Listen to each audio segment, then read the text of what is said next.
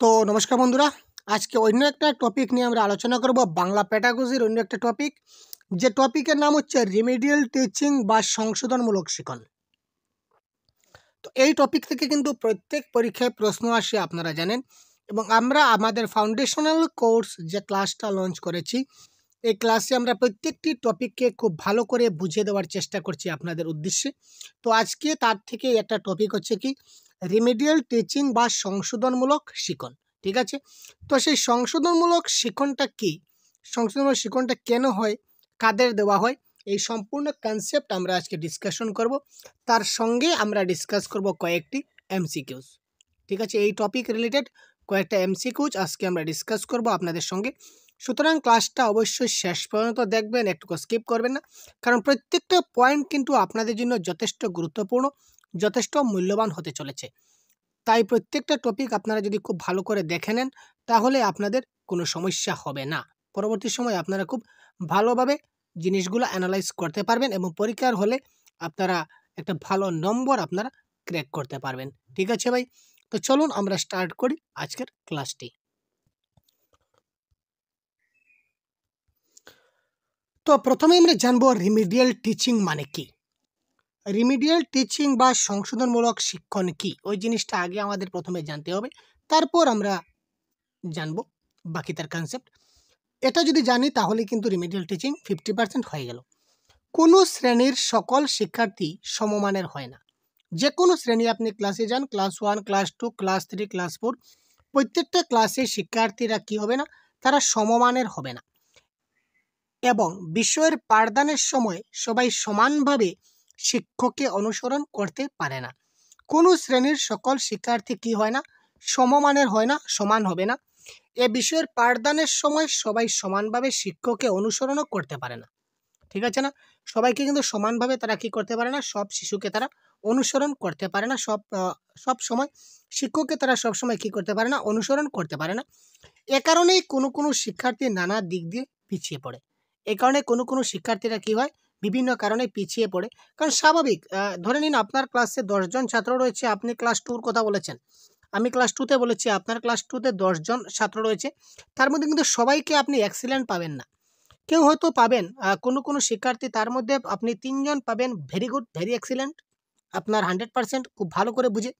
বাকি আরও 5 জন পাবেন যে মোটামুটি বুঝে। বাকি আরও 2 জন পাবেন যে মোটেই বুঝে না।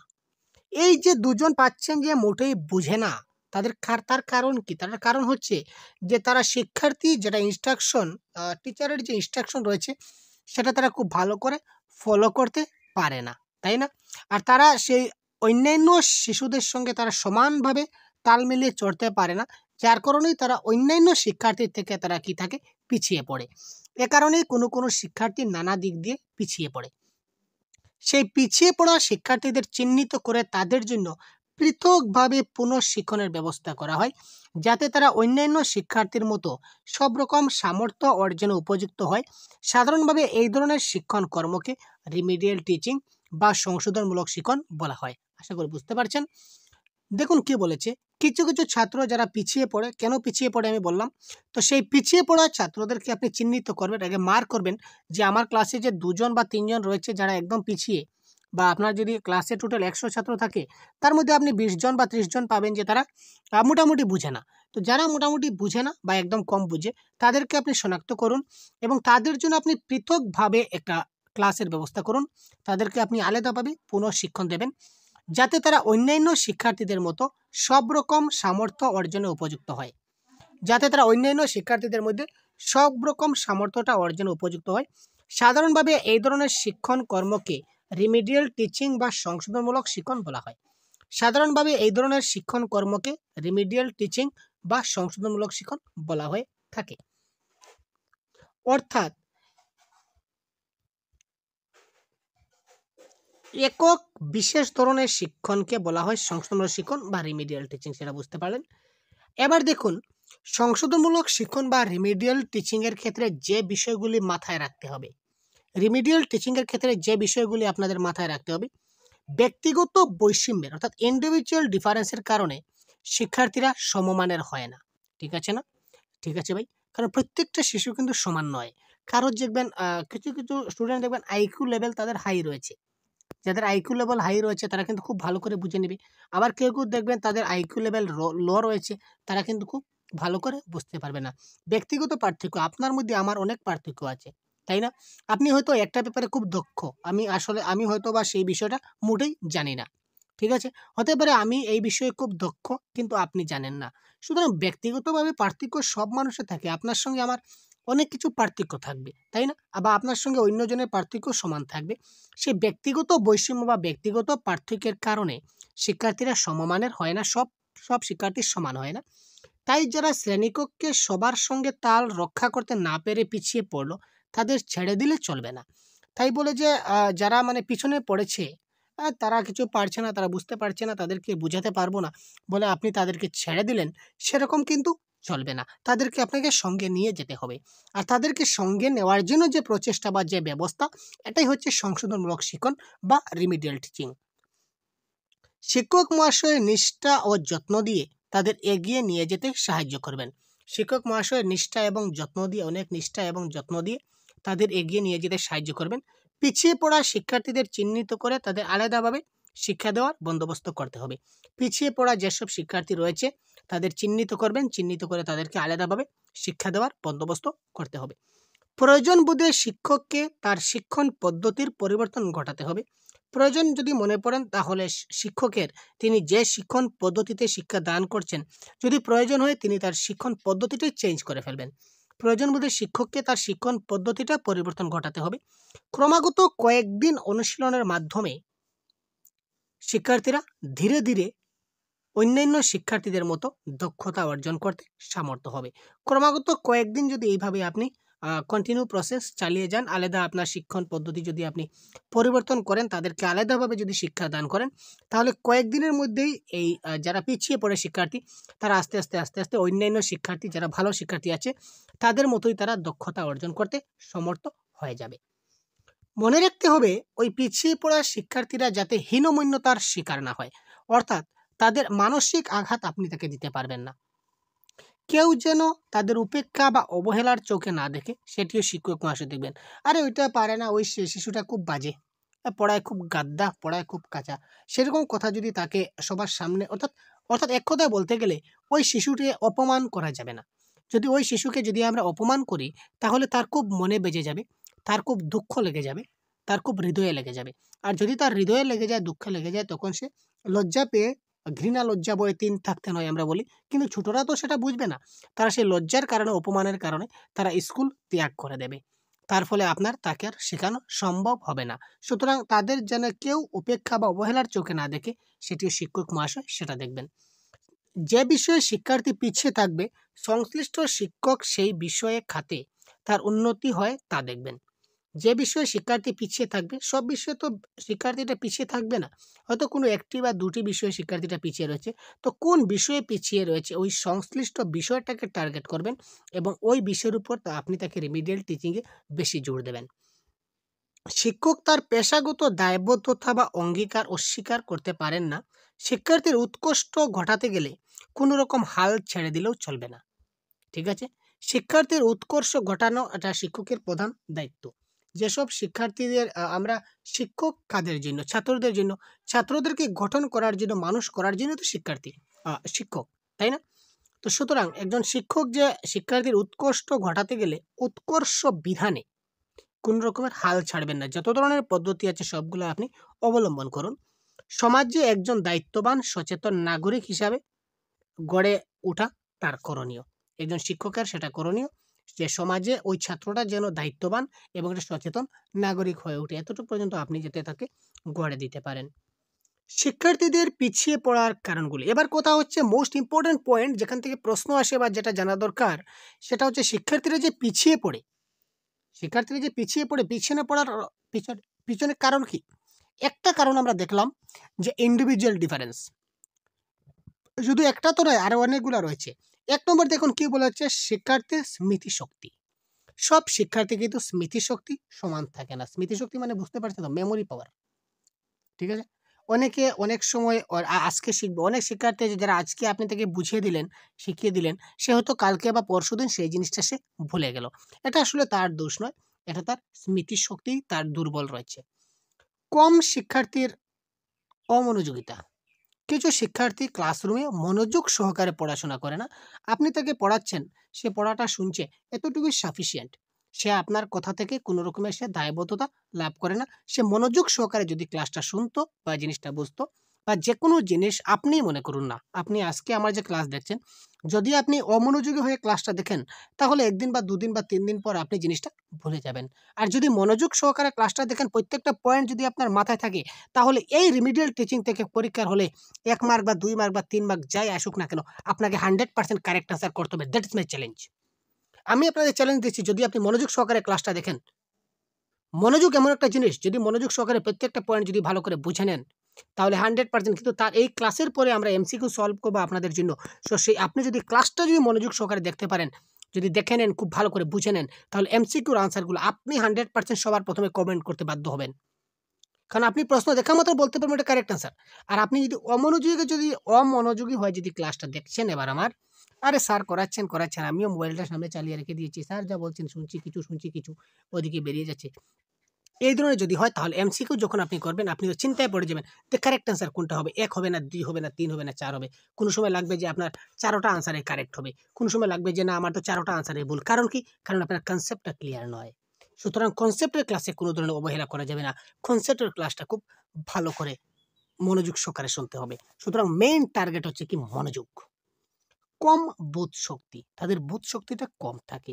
আত্মবিশ্বাসের অভাব। তারা যেমন আপনারাই অনেক আছেন না? আমি যে বলি আপনাদের ৩০ এ ৩০ পাবেন। আপনারা বলেন, "আরে ভাই, কতবার পরীক্ষা দিলাম। ৩০ এর মধ্যে ১২ এবং ১৩ র বেশি তো উঠেই না। এবারও সেম টু সেম ১২ আর ১৩ পাবো। কি করব পড়াশোনা করে? আরে কোনো মতে ১২ বা ১৩ পেলেই হয়ে গেল। বা ১৫ র উপরে তো আর পাওয়ার কোনো চান্সই নেই। যে কঠিন সাবজেক্ট, যে প্রশ্নগুলো আসে, কি করব?" তার মানে কি? আপনার সেলফ কনফিডেন্স নাই। Lack of self confidence. আপনার সেলফ কনফিডেন্সের অভাব রয়েছে। আত্মবিশ্বাসের অভাব রয়েছে। আর আত্মবিশ্বাসের যখন অভাব থাকবে, তখনই আপনি পিছিয়ে পড়বেন। আপনাকেই রিমিডিয়াল টিচিং দিতে হবে, তাই না?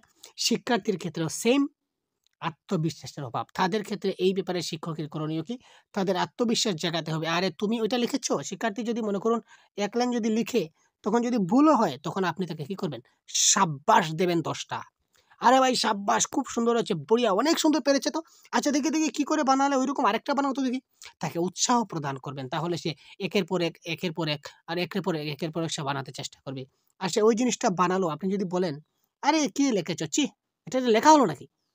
এরকম লিখবে না, মাথা খারাপ হয়ে যায়। তাহলে সে আর লিখবেও না। আপনি তাকে ১ম বার অপমান করে দিলেন তো, তার পরের বার কি সে লিখবে? সে লিখবে না, পড়বে না, বুঝবে না, আল্টিমেটলি তার শেখা হবে না। That is the difference. সমস্যা সমাধানে দক্ষ নয়। তারা সমস্যার সমাধান করতে পারে না। সেই কারণে তারা পিছিয়ে পড়ে। কাজ করতে অধিক সময় প্রয়োজন হয়। কিছু আছে যে তারা কিছুটা আপনি কাজ দিলেন, যেমন ম্যাথসের যদি আপনি হোম টাস্ক দিয়ে দিন, বা বললেন যে তোমরা হ্যান্ডরাইটিং হাতের লেখা এতটুকু পর্যন্ত এতটুকু লিখে বর্তমানে দেখাও। তো দেখবে অনেক টাইম লেগে যাবে যে তারা আস্তে আস্তে কাজটা করছে। এইসব কারণেই কিন্তু শিক্ষার্থীরা পিছিয়ে পড়ে। শিখনের প্রতি অনীহা, শেখার প্রতি কোনো ইচ্ছা নাই। শিখনের প্রতি অনীহা মানে শিখতে তারা উৎসাহিত নয়। তাদেরকে এই ক্ষেত্রে আরেকটা রয়েছে দেখুন, উৎসাহের অভাব। তাদের মধ্যে উৎসাহ নাই। আর উৎসাহ নাই গতিকেই শিখনের প্রতি অনীহা এসেছে। শিখনের প্রতি অনীহা মানে শিখতে ভালো লাগছে না, মনোযোগ নাই। বিমূর্ত ধারণাগুলো অনুধাবন করতে না পারা। বিমূর্ত ধারণা যেগুলা রয়েছে সেগুলো তারা অনুধাবন করতে পারে না। যেমন সৌরজগৎ, সোলার সিস্টেম বলতে কি? সৌরজগতের বুধ, শুক্র, পৃথিবী, মঙ্গল, কোনটার কয়টা গ্রহ রয়েছে, কোনটার কয়টা উপগ্রহ আছে, এটা তাকে মুখস্থ শেখালে আপনি হবে না। আপনি তাকে টিএলএম এর মাধ্যমে তাকে বুঝিয়ে দিন। বিমূর্ত জিনিসটাকে আপনি মূর্তভাবে আপনার সামনে একটা প্র্যাকটিক্যাল একটা সৌরজগৎ আপনি কাগজ দিয়ে তৈরি করুন, নতুবা একটা গ্লোব দিয়ে তাকে বুঝিয়ে দিন। তাহলে সেটা তার মাথায় ঢুকবে। ভারতের পূর্বে কি রয়েছে, পশ্চিমে কি রয়েছে, উত্তরে কি রয়েছে, দক্ষিণে কি রয়েছে, ভূমধ্য সাগর কোথায় রয়েছে, শ্রীলঙ্কা কোথায় রয়েছে, আরব সাগর কোথায় রয়েছে, ভূমধ্য সাগর কোথায় রয়েছে, লোহিত সাগর কোথায় রয়েছে। আপনি তাকে যতই শেখান না কেন, আজকে শেখাবেন, কালকে ভুলে যাবে। আমরাই ভুলে যাই, আর অত ছোট শিশু। কিন্তু একটা আপনি ভারতবর্ষের ম্যাপ তার হাতের সামনে রাখুন। ১ম এ তাকে বুঝিয়ে দিন ম্যাপের পূর্বে কোন, পূর্ব দিক, পশ্চিম দিক, উত্তর দিক, দক্ষিণ দিক, ১ম এ তাকে ভালো করে বুঝিয়ে দিন। এরপর চেষ্টা করুন যে সে পূর্ব, পশ্চিম, উত্তর, দক্ষিণ চিনতে পারলো কিনা না। যদি সে পূর্ব, পশ্চিম, উত্তর, দক্ষিণ চিনতে পারে, তাহলেই আপনি বলবেন যে ওই দিকে দেখো কি রয়েছে, সেটা আরব সাগর রয়েছে, তার মানে ওটা কোন দিকে রয়েছে দেখতে পাচ্ছ তো? ওই দিকটা মনে রাখবে। ওই দিকে আরব সাগর। তুমি চোখের দেখে নাও। তখন তার চোখের মধ্যে ফোকাস হয়ে যাবে। তখন সে ম্যাপের উপরে দেখবে হিমালয় পর্বত। তো উপরের দিকে কি রয়েছে? উত্তর। তো উত্তরে কি রয়েছে? এখানে কি দেখতে পাচ্ছ বাবা? এখানে হিমালয় পর্বত। তারপর সে দেখা মাত্রই বলবে, "আচ্ছা বলো তো হিমালয় পর্বত ভারতবর্ষে কোন দিকে অবস্থিত?" তখন সে দেখবে যে ম্যাপের উপর দিকে রয়েছে। তার মাথায় তখন হিমালয়ের ছবিটা সবার উপরে মানে ম্যাপের উপরে তার মাথায় সেটা দেখতে পাবে। তো স্যার উপরে রয়েছে, উপরে তো উত্তর দিক, তাই না? তো হিমালয় পর্বত স্যার উত্তরে আছে। আল্টিমেটলি সে বলতে পারবে। এইভাবে বাস্তব উপাদানের সম্মুখে আপনি তাকে শিখাবার চেষ্টা করুন। আর আপনি যদি তাকে বলেন যে উত্তরে হিমালয়ে, পশ্চিমে ওই, দক্ষিণে ওই, পূর্বে ওই, আপনি প্রতিদিন বলতে যাবেন, ওই আপনার সঙ্গে, সঙ্গে বলবে। ২ দিন পর আবার সেই ভুলে যাবে, কেলিয়ে যাবে। শেষ, কাজ খতম। সামাজিক ও পারিবারিক অস্বাস্থ্যকর পরিবেশ। কিছু, কিছু সামাজিক এবং পারিবারিক কিছু সমস্যা রয়েছে।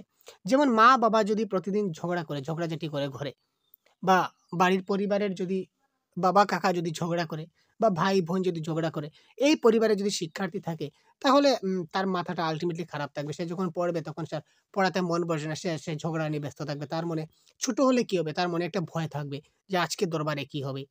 আজকে কি হবে? আজকে আবার তারা দরবার ঝগড়া করবে। আজকে কি হবে? এই ধরনের একটা পরিবেশ যদি অস্বাস্থ্যকর পরিবেশ সৃষ্টি হয়, তাহলে কিন্তু সেটা আ এইসব কারণে শিক্ষার্থীরা কি করে? পিছিয়ে পড়ে। ঠিক আছে? আশা করি বুঝাতে পেরেছি। তারপর দেখুন ঠিক কি কারণে শিক্ষার্থীরা পিছিয়ে পড়তে পারে, সে আলোচনা ব্যাপক হতে বাধ্য। অ্যাকচুয়ালি এইসব কারণ ছাড়াও আর অনেকগুলা কারণ রয়েছে শিক্ষার্থীরা পিছিয়ে পড়ার। আপনারা নিজেরাই চিন্তা করুন না। চিন্তা করলে আপনার অনেকগুলা পাবেন। সেইজন্য এখানে বলা হয়েছে যে সেটা আলোচনা সেটা ব্যাপক হতে পারে। অনেক দীর্ঘ হতে পারে সেই আলোচনা। শুধু যে নির্দিষ্ট কয়েকটা যে আমি এখানে পয়েন্ট তুলে ধরলাম কারণ এই পয়েন্টগুলো থেকে প্রশ্ন আসে। আরো অনেকগুলো পয়েন্ট হতে পারে। আপনারা ভেবে দেখবেন। শিক্ষার্থীরা পিছিয়ে পড়ার কারণে ব্যাপক কারণ আছে। কারণ প্রতিটা শিক্ষার্থীর পিছিয়ে পড়ার কারণগুলোই আলাদা, আলাদা। প্রত্যেকটা শিক্ষার্থী পিছিয়ে পড়ার কারণগুলো কিন্তু আলাদা, আলাদা। তো কত শিক্ষার্থী পিছিয়ে পড়েছে তার কোনো অনুমান আছে নাকি? প্রত্যেকটা ক্লাসে যদি ২০ জন ৩০ জন করে যদি পিছিয়ে পড়ে, তাহলে কতটা স্কুল রয়েছে, কতটা ক্লাস রয়েছে ভারতবর্ষে আপনি দেখুন আর কতটা ছাত্র পিছিয়ে রয়েছে। তো প্রত্যেকটা ছাত্রের পিছনে পিছিয়ে পড়ার কারণগুলো কিন্তু প্রত্যেকে আলাদা, আলাদা। সমান নাও হতে পারে। সুতরাং পিছিয়ে পড়ার কারণও কিন্তু অনেক ব্যাপক, সীমাহীন। অর্থাৎ একেকটি শিক্ষার্থীর একেক রকম কারণ রয়েছে পিছিয়ে পড়ার। ঠিক আছে? নেক্সট পয়েন্ট কি বলেছে দেখি। রিমিডিয়াল টিচিং এর ক্ষেত্রে শিক্ষক মহাশয়কে কিছু পদ্ধতি অবলম্বন করা দরকার। এবার আসলাম আমাদের ক্ষেত্রে। এত সব জানলাম যে কেন, কিসের কারণে তারা রিমিডিয়াল টিচিং পিছিয়ে পড়েছে। এবার রিমিডিয়াল টিচিং এর ক্ষেত্রে আমাদের অর্থাৎ শিক্ষক মহাশয়দের কি করতে হবে, কি পদ্ধতি অবলম্বন করতে হবে সেটা আমাদের কিছুটা দেখতে হবে। অপেক্ষাকৃত সহজ এবং সরলভাবে বিষয়বস্তু পরিবেশন করতে হবে।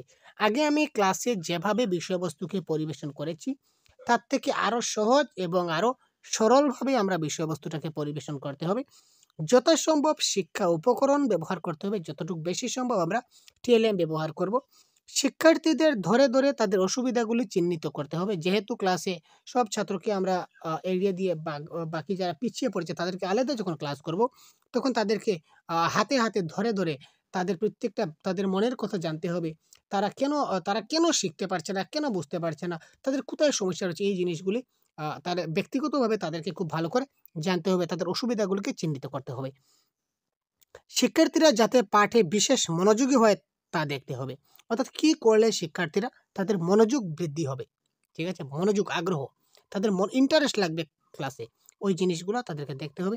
শিক্ষার্থীদের মধ্যে যথেষ্ট আত্মবিশ্বাস গড়ে তুলতে হবে। তাদের মধ্যে আগে বলেছিলাম না আত্মবিশ্বাস যে তোমার দ্বারা হবে, তুমিই পারবে। কেন পারবে না? সবাই পারছে। এই তো আজকে পারছো। অনেক সুন্দর হয়েছে। তুমি আরো পারবে। চেষ্টা করে যাও, অনেক সুন্দর হয়েছে আজকে। পরের দিন যেন আরো সুন্দর হয়। পরের দিন যখন আসবে, কালকে থেকে তো অনেক সুন্দর হয়েছে। আরে বহুত বড়িয়া, এখন আরেকটা বানাও তো। এইভাবে তাকে কি করতে হবে? তার মধ্যে আত্মবিশ্বাস গড়ে তুলতে হবে যে না স্যার বলেছেন আমি পারবো, তার মানে আমি পারবো। সঠিক সময়ে যাতে কর্ম সম্পাদন করতে পারে তা দেখতে হবে। একটা নির্দিষ্ট টাইম দিয়ে দেবেন তাকে যে এই সময়ের মধ্যে তোমাকে এই কাজটা খতম করতে হবে। বিমূর্ত ধারণাগুলি যাতে তারা ঠিকমতো বুঝতে পারে সেটা চেষ্টা করতে হবে। বিমূর্ত ধারণাগুলি যেগুলা রয়েছে সেগুলাকে ঠিকমতো বুঝতে পারে, অর্থাৎ মূর্ত বস্তু দিয়ে, বাস্তব উপাদান দিয়ে, টিএলএম দিয়ে সেই বিমূর্ত জিনিসগুলিকে আপনি মূর্ত করে দেখাতে পারেন। কেন তারা পাঠে অমনোযোগী হচ্ছে তার কারণ খুঁজে বের করতে হবে। তারা যে ক্লাসে যে অমনোযোগী হচ্ছে, অমনোযোগী হওয়ার মূল কারণ কি? এই কারণগুলো আপনি খুঁজে বের করবেন। যে তারা কেন পিছিয়ে পড়ছে বা তারা ক্লাসে যে অমনোযোগী হচ্ছে, তারা যে মনোযোগ দিচ্ছে না, সেটার কারণ কি? পাঠে তারা কেন উৎসাহ বোধ করছে না তা জানার চেষ্টা করতে হবে। পাঠে তারা কেন উৎসাহ বোধ করছে না সেটা জানতে হবে। দৃষ্টান্ত দিয়ে তাদের মনে মনোবল সঞ্চয় করাতে হবে। একটা উদাহরণ দিয়ে তাদের মনোবলটা সঞ্চয় করতে হবে। অন্যান্য শ্রেণীর অন্যান্য শিক্ষার্থীদের সাথে তাদের যেন সুসম্পর্ক বজায় থাকে তা দেখতে হবে। যারা অনেক ভালো স্টুডেন্ট, তারা দেখবে যারা খারাপ, যারা কিছুটা একটু মানে পিছিয়ে পড়েছে, তাদের সঙ্গে কিন্তু মেলামেশা করে না, তাদের থেকে দূরে থাকার চেষ্টা করে। এই ব্যাপারে আপনি একটু দেখবেন সবার সঙ্গে যেন সুসম্পর্ক বজায় থাকে। আমরা বলি না, সৎসঙ্গে স্বর্গবাস, অসৎসঙ্গে সর্বনাশ। খারাপ একটা ছাত্র যদি ভালো ছাত্রের সঙ্গে সবসময় মিশে, তাহলে ছাত্রটা আলটিমেটলি ভালো ছাত্র গড়ে উঠবে। ত্রুটিগুলি শুধরে দিয়ে যাতে তাদের আবার স্বাভাবিক শ্রেণী শিক্ষণে ফিরিয়ে আনা যায় তার চেষ্টা করতে হবে। রিমিডিয়াল টিচিং এর পরে, রিমিডিয়াল টিচিংটা শেষ করার পর তাকে আবার স্বাভাবিক শ্রেণী শিক্ষণে সবার সঙ্গে যাতে ফিরিয়ে আনা যায় সেই চেষ্টা করতে হবে। তারপর দেখুন, চলুন আমরা এবার কয়েকটি এমসিকিউ সলভ করব। তো এমসিকিউ গুলো আমি নয়, আপনারা সলভ করবেন। মাত্র কয়েকটি এমসিকিউ, হাতে গোনা কয়েকটি এমসিকিউ রয়েছে, যে এমসিকিউ গুলো আপনারা দেখি তো কারেক্ট আনসার আপনাদের কি হয়। কারেক্ট আনসার আপনারা দিন তো। পিছিয়ে পড়া ছাত্রদের এগিয়ে নিয়ে যাওয়ার জন্য কাদের দায়িত্ব বেশি? পিছিয়ে পড়া যারা ছাত্র রয়েছে তাদেরকে এগিয়ে নিয়ে যাওয়ার জন্য কার দায়িত্ব বেশি? পিতামাতা, অভিভাবক, শিক্ষক না বন্ধু বান্ধব? বলুন কারেক্ট আনসার কি হবে। এতক্ষণ আমি বললাম ভাই, এবার আপনারা বলুন কারেক্ট আনসার কি হবে। অপেক্ষায় রয়েছে আপনাদের, কমেন্ট করুন। তারপর নেক্সট কোয়েশ্চনে যাব। ইন্টারেস্টিং ক্লাস হতে চলেছে। তো পিছিয়ে পড়া ছাত্রদের জন্য আমাদের কি করতে হবে? পিছিয়ে পড়া ছাত্রদের জন্য কি করতে হবে? রিমিডিয়াল টিচিং করতে হবে। আর এই রিমিডিয়াল টিচিংটা কে করবে? শিক্ষকে করবে। সুতরাং শিক্ষকের দায়িত্ব সবচেয়ে বেশি। নেক্সট, পিছিয়ে পড়া ছাত্রদের কি করা যাবে না? পিছিয়ে পড়া ছাত্রদের কি করা যাবে না? তাদের একেবারে ছেড়ে দেওয়া যাবে না, উপেক্ষা বা অবহেলা করা যাবে না, তাদের প্রতি কোনো দায়িত্ববোধ থাকবে না, তাদের উপেক্ষা না করে তাদের প্রতি মনোযোগ দিতে হবে। কারেক্ট আনসার কি হবে?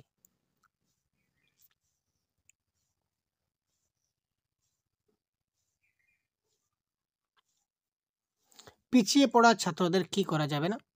একেবারে ছেড়ে দেওয়া যাবে না, ঠিক আছে, আমরা কি একেবারে ছেড়ে দেব? না, ছেড়ে দেব না। উপেক্ষা বা অবহেলা করা যাবে না, আমরা কি থেকে অবহেলা করব? না। তাদের প্রতি কোনো দায়িত্ববোধ থাকবে না, নিশ্চয়ই আমার দায়িত্ববোধ আছে। তাদের উপেক্ষা না করে তাদের প্রতি মনোযোগী হতে হবে। ইয়েস, তাদের প্রতি মনোযোগী হতে হবে। সুতরাং এটা করা যাবে না। সুতরাং এটা হবে কারেক্ট অ্যান্সার, অপশন নম্বর ঘ।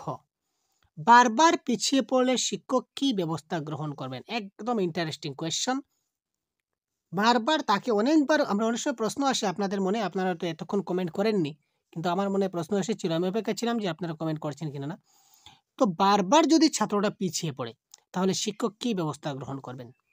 আমি তাকে রিমিডিয়াল টিচিং দিতে যাচ্ছি, কিন্তু সে বারবার পিছনে যাচ্ছে। এই ক্ষেত্রে আপনি তাকে কি করতে পারেন? পিতামাতাকে ব্যাপারটি জানাবেন, শিক্ষার্থীদের জানাবেন, প্রধান শিক্ষককে জানাবেন, নিজে ছাত্রদের সাথে বসে কারণ খুঁজে ব্যবস্থা নেবেন। তো এটা কারেক্ট আনসার। পিতামাতাকে জানালেও হবে না, শিক্ষার্থী জানালে হবে না। আর প্রধান শিক্ষক কি করবেন? আমি যদি না পারি, তাহলে আমি একজন শিক্ষক, প্রধান শিক্ষক আরেকজন শিক্ষক। আমি পারলাম না, তো প্রধান শিক্ষক কি করবেন? প্রধান শিক্ষক কি করবেন? কিছু করতে পারবেন না এই ব্যাপারে। যা করতে হবে আমাকেই করতে হবে। সুতরাং নিজে ছাত্রদের সাথে বসে কারণ বুঝে ব্যবস্থা নিতে হবে। কাদের জন্য সংশোধনমূলক শিক্ষণের ব্যবস্থা নেওয়া হয়? বহুত বড়িয়া কোয়েশ্চন। বিদ্যালয়ের সকল শিক্ষার্থীদের জন্য, শ্রেণীকক্ষে পিছিয়ে পড়া শিক্ষার্থীদের জন্য, শ্রেণীকক্ষ এগিয়ে থাকা শিক্ষার্থীদের জন্য, স্কুল ছুট শিক্ষার্থীদের জন্য বা ড্রপ আউট চিলড্রেনদের জন্য। তো কাদের জন্য সংশোধনমূলক শিক্ষণ? ভাই এতক্ষণ কি বললাম ভাই, কি হলো? Correct answer question number 4। Correct answer কি হবে? তাড়াতাড়ি কমেন্ট বক্স, তাড়াতাড়ি কমেন্ট করুন। কারেক্ট আনসার কি হবে? শ্রেণীকক্ষে যারা পিছিয়ে রয়েছে, সুতরাং পিছিয়ে পড়া শিক্ষার্থীদের জন্য আমাদেরকে কি করতে হবে? সংশোধনমূলক শিক্ষণের ব্যবস্থা করতে হবে। সংশোধনমূলক শিক্ষণের সময়কাল 365 দিন, 1 মাস, 6 সপ্তাহ থেকে 3 মাস, না সমগ্র শিক্ষাবর্ষ? তো এটা কারেক্ট আনসার হবে সমগ্র শিক্ষাবর্ষ। অ্যাকর্ডিং টু একাডেমিক ক্যালেন্ডার মতে আমাদেরকে সংশোধনমূলক শিক্ষণ দিতে হবে। সংশোধনমূলক শিক্ষণ বা রিমিডিয়াল টিচিং এর উদ্দেশ্য কি?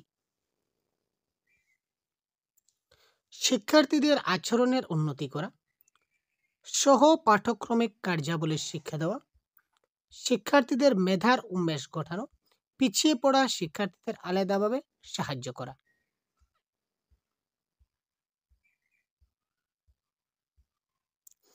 এই ক্ষেত্রে দেখুন, এখানে যদি বলতে যাই তাহলে এখানে কিন্তু চারোটাও কিন্তু কারেক্ট আনসার লাগছে, তাই না? তো তার মধ্যে বেস্ট আনসার হবে তার মেধার উন্মেষ ঘটানো। ঠিক আছে, next question number 7, correct answer কি হবে?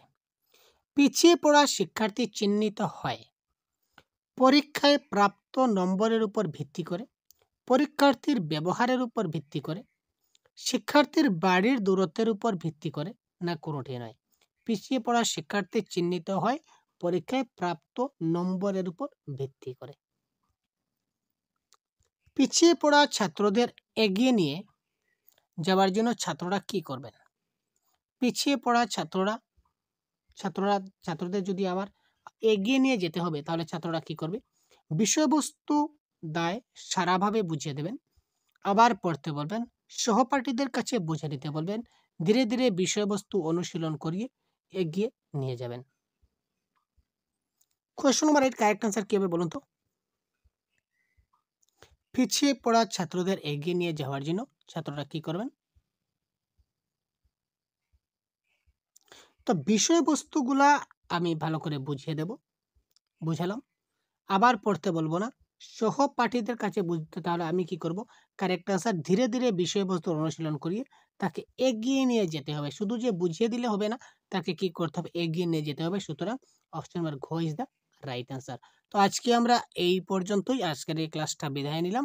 তো আজকে আমরা রিমিডিয়াল ক্লাস নিয়ে আলোচনা করলাম। দেখতে পাচ্ছেন এই সবগুলি প্রশ্ন এবং সবগুলি কনসেপ্ট আমরা আজকের ক্লাসে আপনার ডিসকাস করেছিলাম। বাংলা শিক্ষণ, যেটা বাংলা প্যাডাগজির ক্লাস, সমতুল্য শিক্ষণ। যদি ভালো লেগে থাকে তাহলে অবশ্যই ভিডিওটি শেয়ার করবেন বন্ধুদের সঙ্গে। আমরা আপনাদের সঙ্গে শেয়ারই কামনা করছি। প্রত্যেকটা ক্লাস আপনারা অবশ্যই শেয়ার করবেন, সেটাই রিকোয়েস্ট থাকলো। তো ধন্যবাদ, ভালো থাকবেন, সুস্থ থাকবেন এবং এই ধরনের ক্লাস আরও পেতে আমাদের চ্যানেলটিকে সাবস্ক্রাইব করে এখন সাথে থাকুন।